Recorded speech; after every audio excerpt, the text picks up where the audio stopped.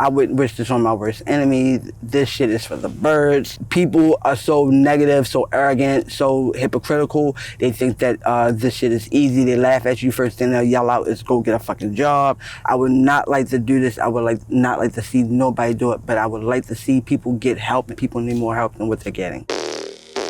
So, here we go.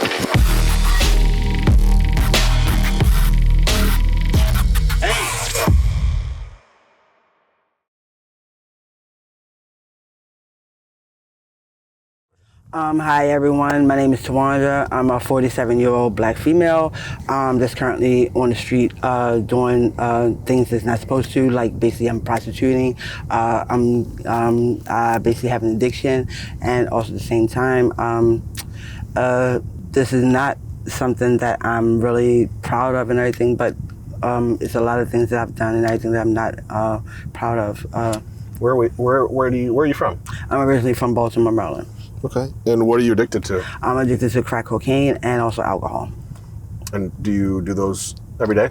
I don't do them every day, but when I do them, I go on binges and stuff like that. I'll be out for like 2 or 3 days and stuff like that, and then I'll go and take a break and then come back and do it all over again. How long you been doing that? Off and on for 23 years. 23 years. 23 years, yes. How did you get into drugs? Basically, I started drugs, basically becoming an exotic dancer at the age of 17. And everything, got introduced to it to try to like ease the I guess the anxiety of becoming a stripper, and basically got turned on and basically fell in love with it, and it was love at first sight. So yeah, I've been addicted to it ever since. Did you start with like other substances when you were dancing? Was it? I started off originally starting off with alcohol, and then the cocaine came into play, and then after this cocaine came into play, then that's when the crack cocaine came into play and everything, and a couple other substances. I've tried everything from ecstasy to Molly, but a couple of things haven't been something that I've liked, so I've stuck with just the alcohol and the cocaine. How hard is it to do what you're doing here in Baltimore? Oh my God, it's pure hell. You basically try to do this and everything, you're on your feet basically for like 12 hours. You know what I'm saying? A lot of times you're out here all day, you can hardly make $1. I wouldn't wish this on my worst enemy. This shit is for the birds. People are so negative, so arrogant, so hypocritical. They think that this shit is easy. They laugh at you. First thing they'll yell out is go get a fucking job. And if it was easy for you to get one, you would have one by now. But people look at you like some type of foreign substance, or that you're speaking a foreign language and they don't understand you. And when you try to like explain to them that this is something that you have to do right now to take care of yourself and everything, people look at you in a negative aspect. Does that make you feel like less than human? Oh my God, I don't like this shit, really, to tell you the truth. Like I said, I wouldn't wish this on my worst enemy. I would not like to do this. I would not like to see nobody do it, but I would like to see people get help and basically be able to not to have to do this and try to have some type of income or some type of way to basically be able to make money, or basically have more means to an end, because basically the income and the money that's basically coming in through the state, like social service and social security, stuff like that, is not taking care of people, and people need more help than what they're getting. Have you smoked crack today? Yes, I have, as a matter of fact. Yes, are you high right now? No, I'm currently not. Okay. Currently not. I wish I was though, but no. Okay. Exotic dancing to prostitution. Yes. How did the switch happen?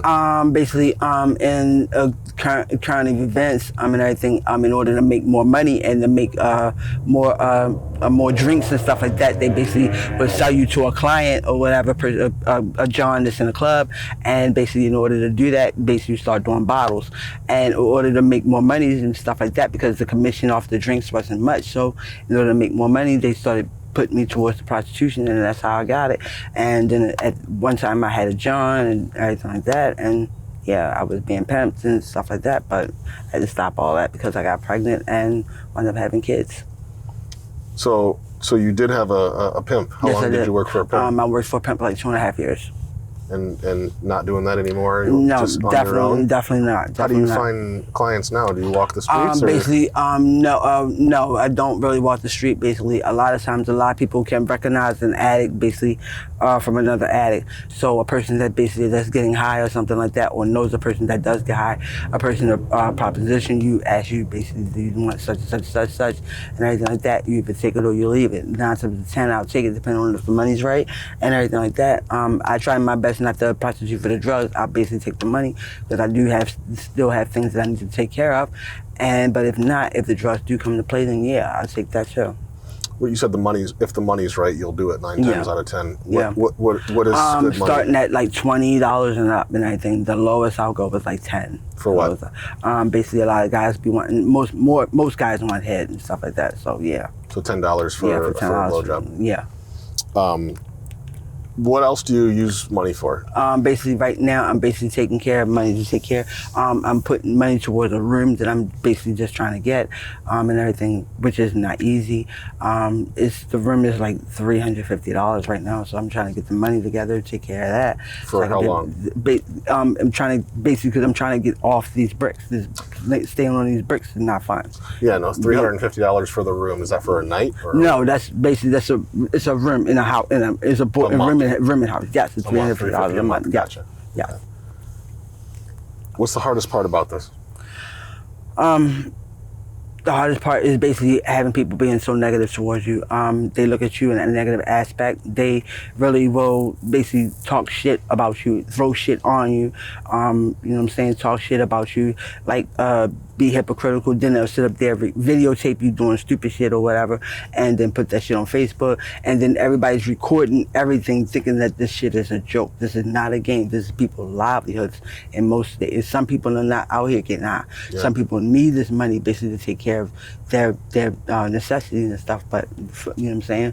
But people look at this like it's a game, and it's not. It's not easy being out here, be on your feet. Your feet is hurting and stuff like that. You know what I'm saying? It's crazy. That's why we're doing it. You know, we're trying to really raise awareness and advocacy. If the fucking state and the governor, the mayor, and them was hand out more fucking money, then basically we wouldn't have to go through this bullshit. Because the money that you were living off of, luckily I have a place that's like just reasonable. But if not, basically most rooms and stuff in a room in a house will cost $600-700. And if you get in Social Security and stuff like that, $800 is not. That's basically the whole thing right there. You can't take care of food, clothes, nothing else, and anything like that. You know what I'm saying? So you have to basically get more money and everything. They have to basically bring the cost of living up, because this money right here is not helping nobody out here at all. It's really not. Is this scary out here? Is Baltimore streets dangerous? Oh, hell to the yes. Oh my God, I've been robbed a couple of times. I've been stuck up. I've even been raped. I got a scar on the back of my neck to prove it. These motherfuckers out here, I swear to God. That's why now I keep a knife, I keep the mace on me. I do what I gotta do, because the next thing I'm headed towards is trying to see if I can get a gun, because some of these motherfuckers out here, you have to shoot the shit out of them for real, because your life will be in danger. Really. Have you seen people die out here? Oh yeah. From what? Gunshots, violence, overdoses? From a little bit of everything, from overdoses, gunshots. I've seen people get killed right here. As a matter of fact, my best friend was killed right here on this corner by a drunk driver. Car came up and hit him, came across the red light. So I've seen a lot of deaths out here. This is not a game. Does that scare you? Like hell. Yes, it does. Yes, it does. Very much so. Very much so. Very much so. You think you can ever get your kids back? I would love to get my kids back and everything like that. I'm working towards that right at the moment. I'm going back into recovery. I've signed up for a program, try to go back and get help and everything. I currently had 9 months clean, but like I said, I've relapsed because of the medical situation. I might have, because of the situation, I was found out that I might have lung cancer. So I was like scared and everything like that. So I just basically, I know I'm not supposed to do no stupid shit and everything like that, and call my sponsor and all that stuff and my recovery and stuff, but I didn't use that. And my best thing I did was come back out here, and that was the worst mistake I ever made. So yeah. Well, we like to end our interviews with a question that, if you could wave a magic wand today and create the perfect life for yourself, what would that look like? What would that look like? Where would you be, and what would you be doing? Oh, right now, if I could wave a magic wand, I would have finished high school. I would have a high school diploma. I would be on the verge of either publishing my book or finishing the book, and I think getting somebody to sponsor it, because I am currently writing about this life too as well. And I think I would like to basically have my own home, and I think have a perfect income come in, basically something just to be secure in, and I think, and not have to worry about doing things like this again in my life. Would you be clean? Yes. Oh, definitely, without a shadow of a doubt. I prefer the clean side instead of doing this shit. I really do. Recovery is a blessing. Recovery is definitely a blessing. I will give recovery, if I could just wave recovery back into me and to anybody else, I would definitely do it. I really would. One piece of advice or one message to people out there, what would it be? My message is basically, do not try this at home. Anything that your parents do, if a person is younger than I am, and I think, please, by all means, basically look, listen, and learn. Take your time before you come out here. It's not easy wanting to be out here on these streets and everything, wanting to be fast and grown, trying to come out here on these streets. It's not for the tame at heart. Take your time, do what you have to do, stay in school, get a job, do what you have to do to take care of yourself. This life is not where it's at, and I wouldn't wish this on anybody. So do what you have to do. Tawanda, we have a lot of, that's great advice. We have a lot of resources, from doing this and people that reach out, and so we're going to leave you our contact number, and if there's anything that we can do to help, please don't hesitate to reach out. Okay, but I want to thank you for your time, and you did a great job. You're quite welcome. Thank you. Quite welcome. Thank you.